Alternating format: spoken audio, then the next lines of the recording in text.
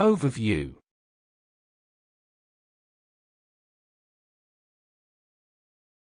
In previous tutorials, we dealt with equations as mathematical sentences that have a true value assigned to them. This true value is placed on the other side of the equal sign, which acts as a border for the two parts of an equation. For example, in the equation 5 minus 3x equals 14, we have an algebraic expression on the left, 5 minus 3x. An equal symbol and the value of the mathematical sentence written on the right of the equal symbol.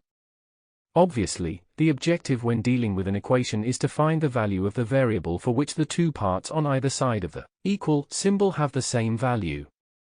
In our example, we must find the value of the variable x, for which the expression in the left part of the equation has the value 14, as indicated on the right.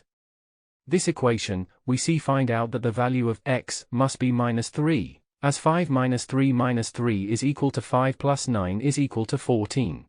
Thus, as pointed out in tutorial 9.1, the value x equals minus 3 represents the solution of this equation, otherwise known as the root of the given equation. That is all for lesson 9.3.1. To continue this tutorial, please watch 9.3.2, Identities, Conditional Identities and Inconsistent Equations. Thank you for watching. Make sure to like and subscribe to keep up to date with new videos. For more information, calculators, and tutorials, please visit www.icalculator.info.